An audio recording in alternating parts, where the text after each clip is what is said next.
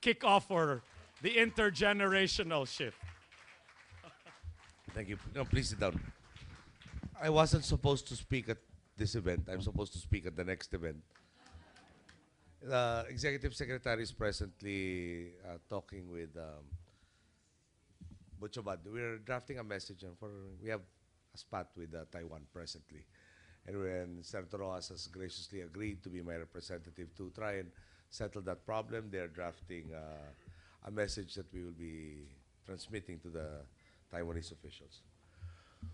You know, while looking at the cover, I was wondering, do I have a worse picture than this? Then I assumed I wasn't going to be asked to speak because I might comment on the picture. But then again, I'm a person with no pretenses. I accept God's gifts, that, be they totally positive or sometimes a little not positive.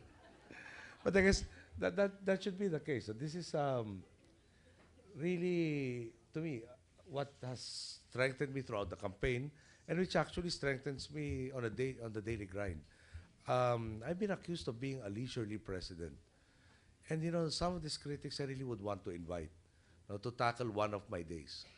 Because I live, as you know, at Pangarap. I tend to have a whole series of meetings, various courtesy calls, various discussions. Then, of course, there are about five one-foot folders of papers that are all briefs, by the way, that have to be attended to. At which point, when I finish, I really make it a point to try and finish all the matters on my desk. I want a clean desk when I leave.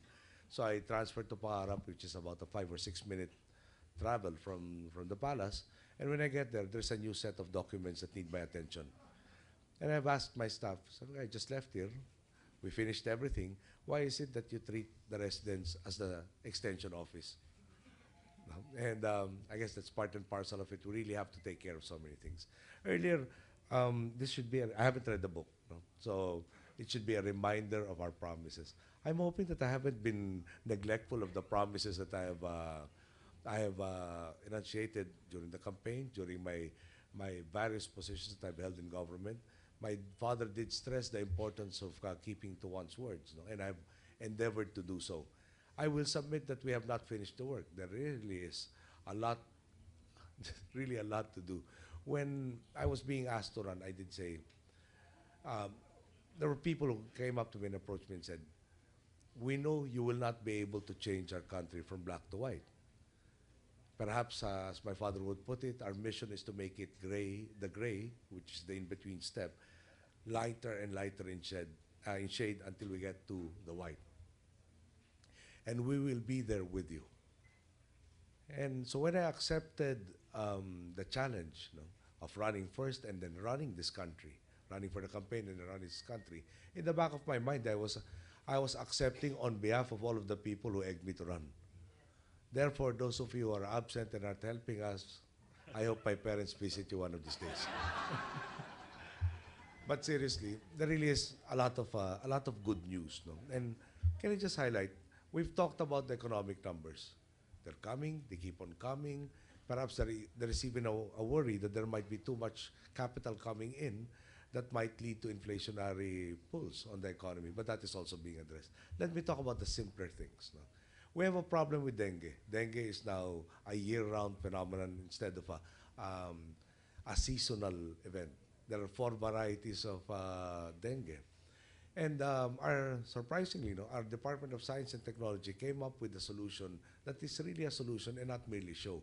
What is show? Show is when you start spraying, pesticides that actually don't kill, insecticides rather, that don't kill the insects. They just push them to the neighboring barangay. The solution of DOST, I think, is more correct, doable, cheap, and more effective. Okay.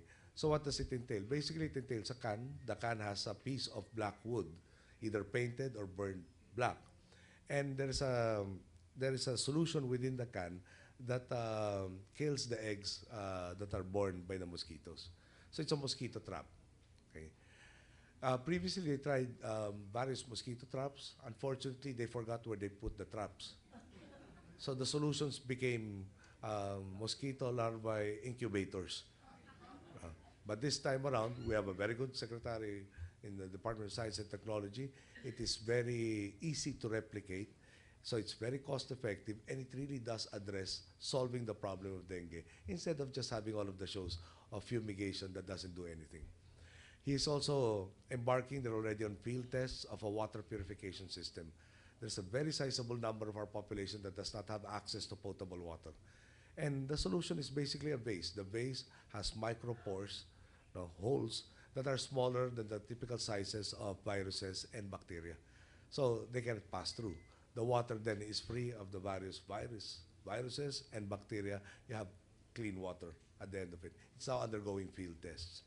And I understand they will be rolling out by June a locally produced light rail system, no, which will save us about 80% of the cost. Because as you know, part of the PPP program is mass transportation towards Bulacan, Antipolo, Cavite, amongst others. Then of course, there's already a request from Cebu and others, and a rail system in Mindanao. Anyway, that's the problem when I don't have a prepared speech. I tend to speak a lot longer. Can I just say this now? 25 years ago, we were at EDSA. Nobody envisioned that that would be the resolution of the dictatorship. People like I would have thought that a bloody revolution would have been a necessary step to overcome the dictatorship. But we did have the peaceful revolution. We did have an opportunity wherein strangers who were side by side risked everything, if only to better the situation, not of oneself, but perhaps even for those who were not yet born, who finally stood up and said, either we take responsibility now or forever be condemned to this situation. Okay. My mother, throughout the last years of her life, had one theme. EDSA is not 4 days of EDSA. EDSA should be a daily thing. When we start thinking of our brother or our sister, because there are a lot of feminists in the audience, the minute our focus is on the other, that is the concrete way of uplifting everybody, including ourselves. The minute we stick back to what was the current mode of behavior in the past dispensation of thinking of oneself only, then that brings us lower and lower in the spiral of poverty. Okay? So I go back. When we see a vehicle polluting the atmosphere, do we say, wala akong pakialam dyan? Or do we take cognizance of the fact that I saw the problem, therefore I should be part of the solution? When there is a community that does not have a regular class, a classroom for that matter, we have an excess in our funds. Should we not help them out? Should we not have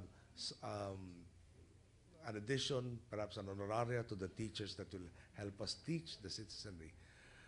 Whenever we're confronted with a problem, the only solution really is, if you see a problem and you choose to emulate the three monkeys who saw nothing, said nothing, and heard nothing, then nothing will change. But I'm really glad to report to you that daily we get so much good news. Of course, I don't get it normally from the media. But just yesterday, I was talking to this group of people who are in an industry that has to deal with the sugar industry. And their sources tell us that they're experiencing something like 300% increase in revenues for the sugar industry. And they're so bullish about the prospects that, again, there is a built-in incentive to be even more efficient and to plant more, which makes us more food secure, amongst other things. When you read, I was reading a columnist today, and it seemed that there were so many businessmen complaining. On the other hand, when I do get to meet businessmen, both foreign and local, all they're saying are the bullishness of their prospects for our country, if not the expansion of their activities that are already quite huge. So if we have failings, I'm sure we're human. We perhaps, one of our biggest failings is perhaps an inability to really triumph our achievements. In Tagalog, it just says it very well. Tagtataas ng sariling bangko. Talagang kasalanan po sa amin yung purihin yung sarili. Problema nito, yung purihin yung sarili, may fine line between educating the people. And in the coming days and weeks, we want for everybody to have a tangible sense of where all of the things that we raised 25 years ago, last year, has brought us to. And even at this point in time, we are transforming already society. Okay? We have a lot of, well, not really that much, no, but there is at least perhaps 3% of the population that does not want us to succeed, who would want us to revert back to a situation where there is, in effect, a ruling elite whose interests are the only interests that matter. We have trampled upon so many rice bowls in changing our society. Therefore, there are people who lorded it over us for such a long time, who are dead set on making me fail. But I'm confident, no? With the people behind me, nothing is impossible.